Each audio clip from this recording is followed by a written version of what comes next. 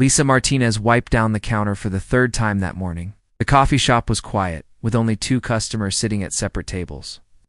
She glanced at the clock above the espresso machine. 9:30 on a Tuesday morning meant her regular customer would walk through the door any minute now. She had been working at Moonbeam Café for 8 months. The small coffee shop sat on the corner of 5th and Main Street in downtown Portland. Most days brought the usual mix of office workers grabbing quick coffee and college students camping out with laptops. But Tuesdays were different because of him. The bell above the door chimed. Lisa looked up and smiled. There he was, right on time. The tall man with pale skin and dark hair walked to the counter with his usual calm steps. Who never hurried, never worried about being late. Good morning, Adrian, Lisa said, the usual. Good morning, Lisa. Yes, please. Black coffee, no sugar. His voice carried a strange accent she could never place. Sometimes it sounded British. Other times it reminded her of someone from Europe. Today it seemed different again, like he was choosing each word carefully before speaking. Adrian handed her exact change and walked to his corner booth. It's the same spot every Tuesday. He pulled out a thick book from his jacket pocket and opened it on the table. Lisa watched him from behind the counter as she prepared his coffee. She had tried to peek at his books before. They looked like technical manuals filled with diagrams and symbols she did not recognize. The text appeared to be in English, but the words made no sense to her. She assumed he worked in some kind of engineering field. Here you go. Lisa placed the coffee cup on his table. Thank you. Adrian looked up from his book. His eyes were the strangest shade of blue she had ever seen. They seemed to shift color depending on the light, sometimes appearing almost silver. Lisa started to walk away, then stopped. The coffee shop was empty except for Adrian and an elderly woman reading a newspaper by the window. She had been curious about this man for 3 months now. What are you reading today? She asked. Adrian closed the book and looked at the cover. Advanced Propulsion Theories. Rather dry material, I am afraid. Propulsion? Like rocket engines? Something like that? Yes. He smiled slightly. Are you interested in space travel, Lisa? Felt her face warm up. She had always been fascinated by space, but most people found it boring when she talked about astronomy. I study physics at Portland State. I want to be an astrophysicist someday. Adrian's eyebrows raised. Fascinating. What draws you to the stars? She pulled out the chair across from him. Do you mind if I sit? It's pretty slow right now. Please do. Lisa sat down and leaned forward. I think we're meant for more than just Earth. Humans, I mean. We keep looking up at the night sky like we're homesick for places we've never been. Don't you think that's strange? Adrian studied her face with those odd blue eyes. Not strange at all. Perhaps you are correct about humans being meant for something greater. My astronomy professor thinks I'm crazy. He says space is too dangerous and expensive. But I believe we'll figure it out. Humans always do. We went from horses to airplanes in less than 100 years. We'll get to other planets too. What makes you so confident about human potential? Lisa thought about the question. We don't give up. Ever. Look at history. Every time someone said something was impossible, humans proved them wrong. We crossed oceans in wooden boats. We flew when everyone said humans couldn't fly. We split atoms and put people on the moon. Adrian nodded. Slowly. An interesting perspective. What do you think humans would do if they encountered other intelligent species? You mean aliens? Lisa laughed. Hopefully not shoot them. I think most people would be curious rather than scared. We'd want to learn from them, trade with them, maybe become friends. You believe humans would choose cooperation over conflict? With aliens? Definitely. We might fight each other down here, but facing something completely unknown would probably bring us together. Humans are good at uniting against big challenges. Adrian picked up his coffee cup and took a slow sip. Lisa noticed his hands were oddly smooth, without any scars or calluses. His fingernails were perfectly shaped, like he had never done manual labor in his life. Tell me more about your studies, he said. Lisa's eyes lit up. She loved talking about space, but rarely found anyone willing to listen. I'm working on a paper about the Fermi paradox. The question about why we haven't found other intelligent life yet. What is your theory? I think they're out. But they're being careful. Maybe advanced civilizations have rules about contacting younger species. They might be waiting for us to reach a certain level of development before they introduce themselves. Adrian set down his coffee cup with a soft click. That would be a wise approach. Premature contact could be dangerous for both species. Exactly. You can't just show up and say hello, we're from space, without causing panic. It would have to be gradual, probably starting with just a few people who could handle the truth. Who would you choose for such a responsibility? Lisa considered the question seriously. Scientists, definitely. People who think about possibilities rather than just what they already know. Maybe some philosophers too, and ordinary people who can see beyond their own small world. The bell above the door chimed again. 3 customers walked in, talking loudly about their morning meeting. Lisa glanced at them, then back at Adrian. I should get back to work, she said, standing up, of course. Thank you for the conversation. Lisa, you have given me much to think about. Something in his tone made her pause. He spoke like her words actually mattered, like he was filing them away for future reference. Most people made polite small talk and forgot it immediately. See you next Tuesday? She asked. Double quotes, yes, I will be here. Lisa walked back to the counter and served the new customers. Act! She kept glancing at Adrian's corner booth. Ice! He had reopened his book, but she caught him looking at her several times. When their eyes met, he would nod slightly and return to his reading. At 10:30, Adrian closed his book and stood up. He left his empty coffee cup on the table and walked to the door. Just before leaving, he turned back. Lisa, he called across. The coffee shop. Yes. Never stop looking at the stars. Your instincts about humanity's future are more accurate than you realize. The door closed behind him with a soft chime. Lisa stared after him, wondering what he meant by that. She had the strangest feeling that Adrian knew something she did not. Something important about the very topics they had discussed. She walked over to clear his table. The book was gone, but Adrian had left something behind. A small piece of paper lay beside the coffee cup. Lisa picked it up and unfolded it. Written in neat handwriting were the words, "The universe is vast. But even vast distances can be crossed by those willing to take the first step." Lisa folded the paper and slipped it into her apron pocket. Had no idea that her Tuesday morning customer was about to change everything she thought she knew about the universe.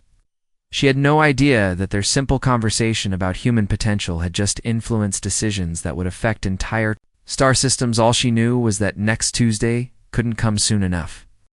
Lisa could not sleep the night before Tuesday. Adrian's words kept repeating in her mind. The universe is watching. Contact has been happening for some time. She had spent hours researching online, looking for any signs that governments knew about alien visitors. Every article seemed like either obvious lies or crazy theories. When Tuesday morning came, she arrived at work 30 minutes early. Her hands shook as she prepared the coffee machines and arranged the pastries in the display case. Every few minutes, she checked the clock. Waiting for 9:30 at exactly 9:28, 3 men in dark suits walked into the cafe. They did not look like regular customers. Their eyes scanned the room like they were searching for something specific. One of them approached the counter. "Coffee shop opens early today," the man said. He had short gray hair and cold blue eyes. "We open at 7 every day," Lisa replied. Something about these men made her nervous. "We're looking for someone. A tall man, pale, comes in regularly, sits in that corner booth." The man pointed to Adrian's usual spot. Lisa's heart started pounding. "I don't know who you mean. We get lots of customers. His name might be Adrian, or he might use a different name. Does this sound familiar?" "No. Sorry, I can't help you." The man stared at her for a long moment. "If you see him, call this number." Immediately, he placed a business card on the counter. "This is a matter of national security." The 3 men left without ordering anything. Lisa picked up the card with trembling fingers. It had only a phone number, no name or agency. She quickly hid it under the cash register. At 9:30, Adrian walked through the door. Lisa wanted to run to him and warn him about the men, but customers were watching. She prepared his coffee with shaking hands. "Good morning, Lisa. You seem distressed today." There were some men here earlier. They were asking about you. Adrian's expression did not change, but his eyes grew more alert. What kind of men? Government types. They said it was about national security. Lisa glanced around the cafe. Only 2 other customers sat at far tables. Adrian, who are you? Really, come sit with me. We need to talk. Lisa followed him to the corner booth. Adrian looked around the room carefully, then reached into his jacket. Instead of his usual book, he pulled out a small device that looked nothing like any technology Lisa had ever seen. It was smooth and silver, with no visible buttons or screens. This will prevent anyone from listening to our conversation, Adrian said quietly. That's not human technology, is it? No, it is not. Adrian leaned forward. Lisa, I must tell you something important. Those men represent a government division that monitors unusual activity. They have detected energy signatures that led them here. Energy signatures from what? From me? Adrian was quiet for a moment. I am not human, Lisa. Is he? Even though she had suspected this, hearing him say it out loud made her feel dizzy. What? Are you? I belong to a species called Zephyrians. We are much older than humanity. My people have been traveling between stars for thousands of your years. Lisa stared at him. He looked completely human except for those strange eyes. How is that possible? You look just like us. My natural form is quite different. I am using technology to appear human. It is necessary for blending in with your species. Why are you here? On Earth, I mean. Adrian hesitated. This may be difficult for you to accept. I hold a position of authority among the galactic civilizations. I came to Earth to evaluate whether humanity is ready for contact with other species. Kind of authority? I am what you might call a ruler. I make decisions that affect many worlds and billions of lives. Lisa felt like the room was spinning. You're like a king of space, something like that. Yes, I think the title is Supreme Chancellor of the Galactic Federation. But I prefer to think of myself as a servant of peace between different species. And you've been coming to this coffee shop for months, talking to me about astronomy homework. Yes, those conversations have been the most valuable part of my mission to Earth. Lisa could not process what she was hearing. This is insane. You're telling me I've been serving coffee to the ruler of the galaxy? The galaxy is a large place with many rulers. But yes, my influence extends across thousands of worlds. Didn't you tell me sooner? Because I needed to understand humanity. Through genuine interactions, if you had known who I was, your responses would have been different. You would have told me what you thought I wanted to hear instead of what you truly believed. Lisa thought about all their conversations over the past months. She had spoken freely about human nature, about space exploration, about cooperation between species. You were studying me. I was learning from you. Your perspectives have influenced important decisions across the galaxy. What decisions? Policies. Regarding younger civilizations like humanity? Rules about contact and protection? Your insights about human potential have led to reforms that will benefit many species. The bell above the door chimed. Lisa looked up to see the 3 men in suits returning. This time they had more people with them, and some carried equipment that looked like scientific instruments. They're back, Lisa whispered. Adrian looked toward the door, then back at Lisa. I must make a choice now. I can leave and ensure your safety, but you will never see me again.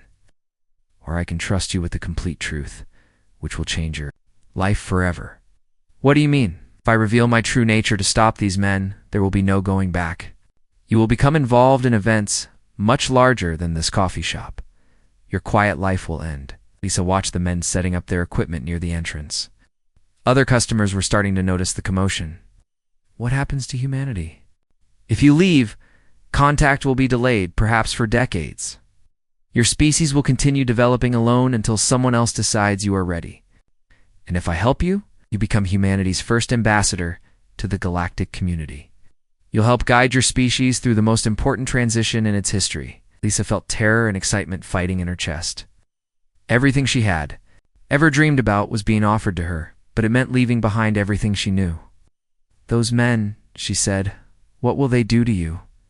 They will try to study me. They will fail, but the attempt will damage relations between our species. First contact will become much more difficult. One of the men was walking toward their table with a scanning device. Lisa could see numbers flashing on its small screen. I need to decide right now, don't I? Yes. Lisa looked at Adrian Strange. Silver eyes, then at the approaching agents, then back at Adrian. She thought about all the time she had stared at the stars and wondered if humanity would ever find its place among them. Show me, she said. Show me who you really are. Adrian smiled for the first time since she had known him. Very well, but hold tightly to the table. What you are about to see will challenge everything you believe about reality. The agent with the scanner was only 10 feet away when Adrian raised his hand. The air around them began to shimmer like heat waves rising from summer pavement. Felt the world shift in ways that made no sense to her human brain. Then everything stopped. The agent stood frozen in mid-step. The other customers sat motionless, coffee cups halfway to their lips. Even the rain outside had stopped falling, each drop suspended in the air like tiny glass beads. Time, Adrian said calmly, is more flexible than humans realize. Lisa looked around the frozen cafe in amazement. You stopped time? I slowed. It dramatically in this area, we now have what feels like hours to talk, though only seconds will pass for everyone else. This is really happening. All of it. It's Lisa. And now I must show you what I truly look like. Adrian's human appearance began to fade like smoke dissolving in wind. What remained took Lisa's breath away. Adrian's true form was beautiful and terrifying at the same time. His skin became translucent, showing patterns of light that moved like slow lightning beneath the surface. He grew taller, his limbs becoming longer and more graceful. His eyes expanded and filled with what looked like actual starlight, swirling with colors Lisa had no names for. Most amazing were his hands. They stretched into elegant fingers that seemed to bend in impossible ways, and when he moved them, the air around them shimmered with energy. Lisa could see tiny galaxies spinning in his palms. This is my natural form, Adrian said. His voice now carried harmonics that made Lisa think of deep space and ancient music. How did you ever manage to look human? Biomimetic projection. It requires constant energy to maintain, but it allows us to blend in with younger species. Adrian gestured to the frozen cafe around them. What you see here is a small demonstration of our technology. The time thing, localized temporal distortion. Time moves normally everywhere else, but in this space, we have as long as we need to talk. Lisa looked at the motionless agent holding the scanner. Your government has been detecting unusual energy. Readings for months. They tracked the source to this cafe. They know something non-human has been here regularly. Are you in danger? Not physical danger. But discovery at this stage could damage the relationship between our species. First contact should happen properly, with preparation and careful planning. Lisa thought about everything Adrian had told her over the past months. You said you came here to evaluate humanity. What's your conclusion? Adrian moved to the window, his form casting strange shadows in the suspended raindrops. Your species is remarkable, Lisa. Humans possess qualities that are rare in the galaxy. You combine curiosity with courage, creativity with determination. Most species either become too cautious or too aggressive as they develop. Humans have managed to maintain both careful thinking and bold action. But you also have the capacity for great destruction. Human history is filled with conflicts that other species would find difficult to understand. The question is whether humanity can overcome its destructive tendencies as it moves into the larger universe. What do you think? Adrian turned back to her. My conversations with you have convinced me that the answer is yes. Represent the best of human potential. Your instincts about cooperation, your curiosity about other forms of life, your belief in humanity's greater destiny. These are the qualities that will make your species valuable members of the galactic community. Lisa felt overwhelmed. But I'm just one person. I work in a coffee shop. Every great change begins with individuals who can see beyond their current circumstances. Adrian was quiet for a long moment. I must return to the Galactic Federation Council and make my report. Based on our conversations, I will recommend that humanity be prepared for formal contact. And me, that choice is yours. I can restore time, modify the memories of these agents, and disappear from Earth. You can return to your normal life. And in perhaps 10 or 20 years, when humanity is deemed ready, contact will be made through official channels. Lisa felt a sinking feeling in her stomach. Or you can come with me. Become humanity's first representative to the galactic community. Help prepare your species for what is coming. Leave Earth forever. Not forever, but for several years, yes. When the time comes for formal contact, you would be humanity's advocate and guide. Lisa looked around the frozen cafe. Her normal life sat suspended in time around her. The job she had held for 8 months, the college classes she attended, the small apartment she rented, all of it suddenly seemed incredibly tiny compared to what Adrian was offering. What about my family? My friends? They would think I just disappeared. A research position that requires travel. They would know you were safe in pursuing your dreams, even if they could not know the full truth. And if I say no, then I respect your choice. You return to your life, and humanity's introduction to the galaxy happens without you. Either way, contact will eventually occur. The question is whether you want to be part of shaping how it happens. Lisa walked to the counter where she had served coffee to hundreds of customers. She touched the espresso machine, the cash register, the small plant she had brought from home to make the workspace more cheerful. Everything felt different now, like artifacts from a previous life. If I go with you, what would I actually do? Learn, study the various species in the Federation, understand how galactic society functions. Eventually, you would help develop protocols for introducing Earth to the larger community. Your insights about human nature would be invaluable in preventing the misunderstandings that have caused problems with other species. Other species had problems with first contact. Many did. Some reacted with fear and isolation. Others became aggressive and tried to conquer their neighbors. A few developed superiority complexes and refused to cooperate with anyone. Humans have the potential to avoid these mistakes, but only with proper guidance. Lisa thought about all the science fiction movies she had watched, all the books she had read about first contact with aliens.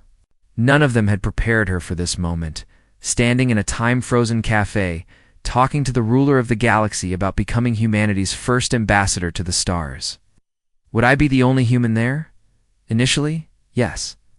Later, we would bring others.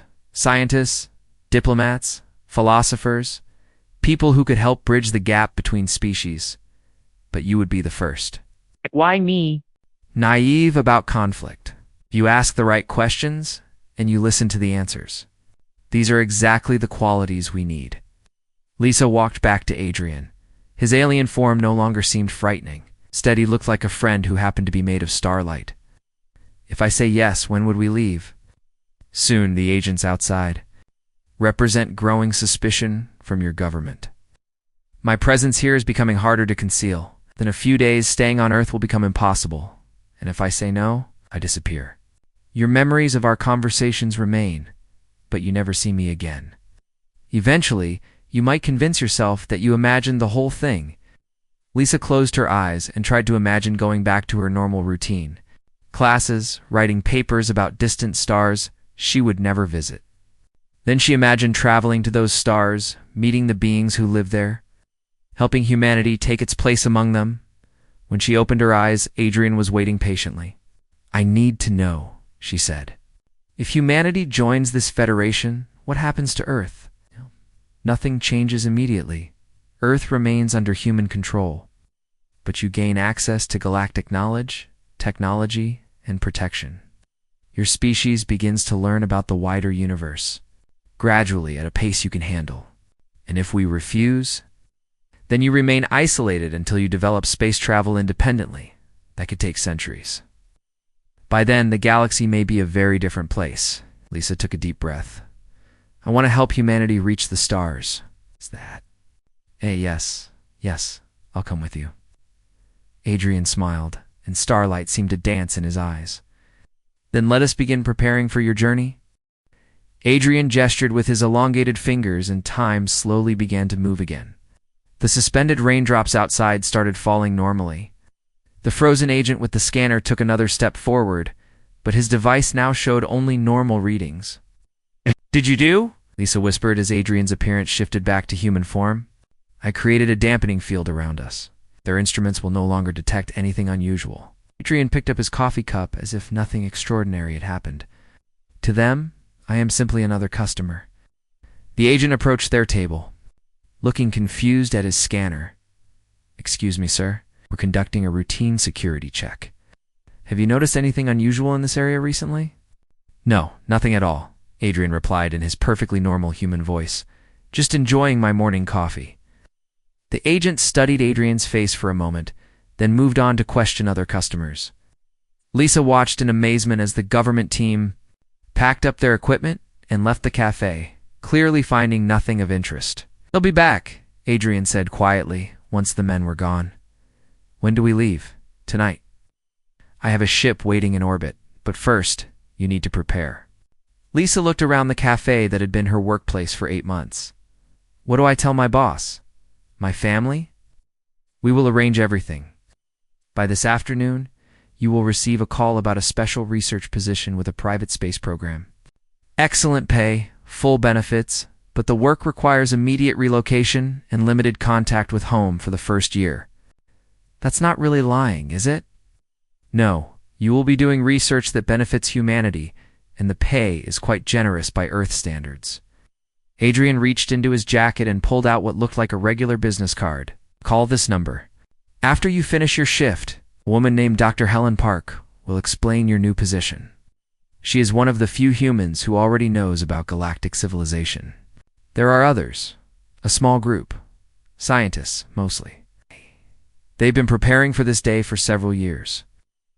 Lisa took the card with trembling hands. Everything was happening so fast. This morning she had been worried about a physics exam. Now she was planning to leave Earth. "Adrian, am I making the right choice?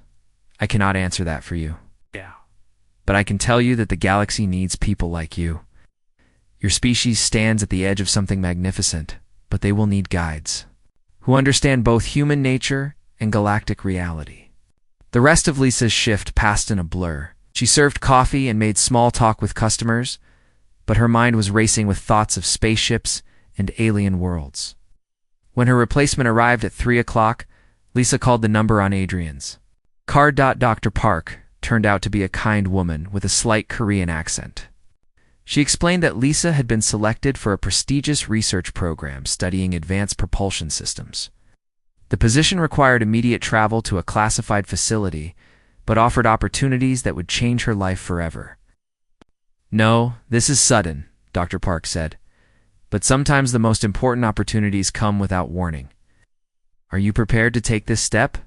"Yes," Lisa said without hesitation. By evening, Lisa had packed a single suitcase and said goodbye to her roommate with a story about an amazing job offer she could not refuse. She met Adrian at a small park outside the city as the sun was setting. "You ready?" he asked. Lisa nodded, though her heart was pounding with nervousness and excitement. Adrian pulled out his silver device again. This time, instead of stopping time, he pointed it toward the sky. A section of empty air began to shimmer and fade, revealing the outline of something massive floating above them. "My ship," Adrian explained. "It has been cloaked." A beam of soft light surrounded them, and Lisa felt her feet leave the ground. They rose slowly into the air toward the invisible ship. As they ascended, Lisa could see the lights of Portland spreading out below them. She was leaving the only world she had ever known. The ship's interior was unlike anything from science fiction movies. Instead of cold metal corridors, the walls seemed to be made of flowing energy that shifted between different colors. The floors felt solid, but looked like they were made of captured starlight. "Welcome aboard the Starweaver," Adrian said as they walked through corridors that seemed to stretch impossibly far. "This will be your home for the next several months. It's beautiful, until you see the observation deck," Adrian led her to a vast chamber with transparent walls that offered a complete view of space around them. Earth hung below them like a blue and white jewel, more beautiful than any photograph Lisa had ever seen. I can't believe I'm really here, she whispered. This is only the beginning. Adrian joined her at the viewing wall. The journey to the galactic capital will take 3 weeks. During that time, you will begin learning about the various species in the Federation and the challenges we face. What kind of challenges? Politics, mainly? Not every species agrees about how to handle younger civilizations like humanity. Some believe in isolation until a species proves itself. Others favor immediate integration. A few think that aggressive species should be controlled rather than welcomed. Which group do you belong to? I try to judge each species individually. Humans have convinced me that your people deserve a chance to prove themselves. Over the following days, as Earth shrank to a tiny point behind them, Lisa began her education in galactic affairs. She learned about the Vorthok, a warrior species that had nearly destroyed themselves before learning wisdom. She studied the gentle Etherians, who communicated through shared emotions rather than words. She discovered that the galaxy contained thousands of different forms of life, each with their own strengths and weaknesses. Most importantly, she learned about humanity's unique position. Humans were one of the youngest species to be considered for Federation membership, but they had developed faster than almost any other race in galactic history. Your people went from horse-drawn carriages to space travel in less than 200 years, Adrian explained during one of their daily lessons. Most species take thousands of years to make that transition. Is that good or bad? Both. It shows remarkable adaptability and innovation. But it also suggests a dangerous tendency toward rapid change that could become unstable. What does the Federation want from humanity? Fresh perspectives, mostly. Many of our member species have become set in their ways. Human creativity and problem-solving abilities could help us address challenges that have persisted for centuries. 3 weeks later, Lisa stood on the observation deck, watching their destination grow larger. The galactic capital was not a planet, but a massive space station that housed representatives from every member species. It looked like a city-sized flower made of crystal and light, rotating slowly in the void. The Federation Council meets there, Adrian explained. You will address them next week, me. Address the ruling council of the galaxy. You are humanity's first ambassador. Your words will determine how quickly your species is integrated into galactic society. Lisa felt the weight of responsibility settling on her shoulders. 6 months ago, she had been serving coffee and dreaming about the stars. Now, she was about to speak for all of humanity to beings from across the galaxy. What should I tell them? The truth. Tell them what you told me about human potential. Explain why your species deserves a place among the stars.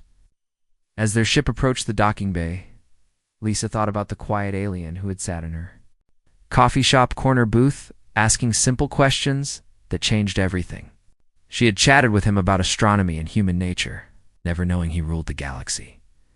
Now she was here to help humanity take its place among the stars. One conversation at a time. The future stretched out before them, vast and full of possibilities. Lisa Martinez, former barista and current ambassador to the Galactic Federation, was ready to help write the next chapter of human history. The research ship Endeavour moved slowly through the empty space near Kepler 2-442. Dr. Amanda Burke pressed her face against the small window of the shuttle and watched the dark moon below them. Something was wrong with this place. The readings on her equipment showed energy levels that should not exist on a dead rock floating in space. Are you sure about this, Amanda? Jake Martinez asked from the pilot seat. His hands moved over the controls as he guided their small shuttle toward the moon's surface. Command said this moon was completely empty. No life, no atmosphere, nothing. Amanda looked at her scanner again. The numbers were still there, still wrong. Behind them, Lisa Thompson worked on her engineering equipment, while Kevin Walsh checked his security gear.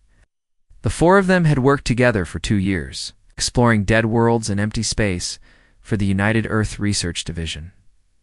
This mission should have been simple. Land on the moon, take some rock samples, and return to the Endeavour in orbit above them. Beginning descent now, Jake said. We should be on the surface in 15 minutes. Amanda watched the gray surface of the moon grow larger through the window. No mountains, no craters, just flat gray rock as far as she could see. But her equipment insisted that powerful energy sources were hidden somewhere below that boring. The shuttle shook as they entered the thin atmosphere. Jake cursed and fought with the controls as warning lights flashed across his display. "What's happening?" Lisa called out. "I don't know," Jake replied. "Something is interfering with our systems. The engines are not responding properly." Amanda felt her stomach drop as the shuttle began to fall faster than it should. Through the window, she could see the ground rushing up to meet them. This is going to be rough. The shuttle hit the ground hard. Amanda's head struck the wall beside her seat, and everything went dark for a moment. When her vision cleared, she could taste blood in her mouth and hear Lisa groaning behind her. "Is everyone alive?" Kevin asked. His voice sounded shaky. Amanda checked herself for broken bones. Her head hurt and her shoulder ached, but nothing seemed seriously damaged. "I'm okay," she said. "Me too," Lisa said, though she was holding her left arm carefully. Jake turned around in his seat. Blood ran down his forehead from a cut above his eye. "The shuttle is dead. Whatever hit us fried all the electronics. We're stuck here until the Endeavor sends another shuttle." Kevin was already working on the emergency radio. "Signal out. Something is blocking our transmissions." Amanda looked out the window again. The landscape looked exactly the same as before, gray and empty. But now she noticed something else. In the distance, she could see a thin line of light. On the horizon, like sunrise, but there was no sun in the sky above them. "Look," she said, pointing toward the light. The others crowded around the window. As they watched, the line of light grew brighter and began to move toward them. "What is that?" Lisa whispered. Before anyone could answer, shapes began to appear. In the sky above them, long dark objects that moved too smoothly to be natural. "Ships. Oh, those aren't human ships," Kevin said quietly. He reached for his weapon. Amanda counted at least 12 of the strange vessels as they descended toward the crashed shuttle. They were sleek and black, with no visible engines or weapons. "We need to get out of here," Jake said. He tried to start the shuttle's engines again, but nothing happened. The alien ships landed in a circle around them. For a moment, nothing happened. Then doors opened in the sides of the ships, and figures began to emerge. Amanda had dreamed of this moment her entire life, at first contact with an alien species. But in her dreams, it had always been peaceful. Scientists meeting scientists, sharing knowledge and friendship. The creatures walking toward their shuttle did not look friendly. They were tall, much taller than humans, with long, thin bodies and 4 arms. They moved with quick, jerky motions that reminded Amanda of insects. "Weapons," Kevin said quietly. "They all have weapons." Amanda could see that he was right. More. Aliens kept coming out of the ships. Soon, there were at least 50 of them surrounding the shuttle. One of the aliens stepped forward and placed a device against the shuttle's hull. Amanda heard a strange humming sound, and then the alien began to speak. Its voice came through the shuttle's communication system, clear and cold. "Humans from the ship Endeavor," it said, "will exit your vessel immediately. Any attempt to resist will result in immediate termination." Jake looked at the others. "What do we do?" Kevin had his weapon ready, but Amanda could see the hopelessness in his eyes. 50 armed aliens against 4 humans with 1 gun. The math was simple. "We have no choice," Amanda said. "We do what they say." The alien spoke again. "You have 30 seconds to comply." Amanda reached for the shuttle's door controls. Still first contact. Maybe they could find a way to communicate, to show the aliens that humans were peaceful. The door opened with a hiss of escaping air. Ow. The aliens immediately pointed their weapons at the 4 humans. "Keep your hands visible." Amanda was the first to step onto the moon's surface. The gravity was light, making her feel like she might float away. The air was thin, but breathable. The aliens had created some kind of atmosphere dome around their ships. Jake, Lisa, and Kevin followed her out of the shuttle. Kevin kept his weapon. Lowered but ready, the aliens formed a tight circle around them. The leader stepped closer. Up close, Amanda could see that its skin was not metal, but some kind of natural armor. Its compound eyes reflected her face hundreds of times, making her feel dizzy. "I am High Interrogator Zextal of the Vorthok Empire," it said. "You are now prisoners of the Vorthok. Your species has been identified as a potential threat to our expansion. You will be studied to determine if humans should be enslaved or eliminated." Amanda's heart sank. This was not the peaceful first contact she had hoped for. "We're scientists," she said. "We're not a threat to anyone. We just want to learn. All species claim to be peaceful when they are weak. We have monitored your transmissions. We know of your wars, your weapons, your ambitions. Humans are a violent species that will compete with us for resources." "That's not true," Amanda protested. "We can work together, share knowledge, help each other." "Silence," Zextal commanded. "We'll be taken to our research facility." On your cooperation, more aliens appeared, carrying restraints that looked like metal bands. They moved toward the four humans. Kevin raised his weapon. "Stay back." The aliens fired without hesitation. He was still breathing, but unconscious. "Will be fatal," Zextal said calmly. "Submit now." Amanda felt the cold metal restraints close around her wrists and ankles. The aliens separated her from Jake and Lisa, dragging her toward one of their ships. As she was forced inside, she caught one last glimpse of her friends being loaded into a different vessel. The ship lifted off silently. Through a small window, Amanda watched the surface of the moon fall away below them.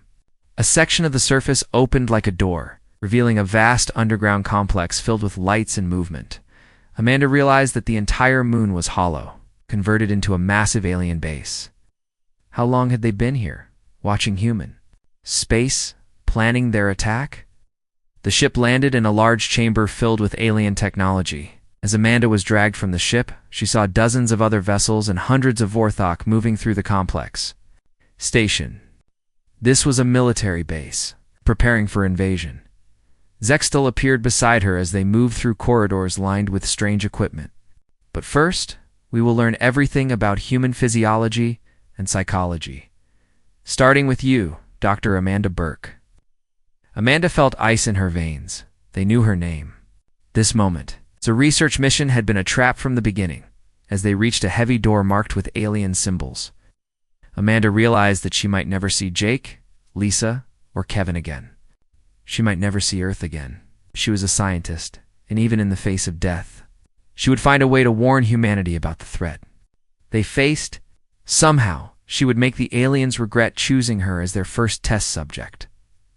The door opened, and Amanda was pushed into a sterile white chamber filled with medical equipment she did not recognize, its compound eyes reflecting the harsh lights. "Let us begin," it said.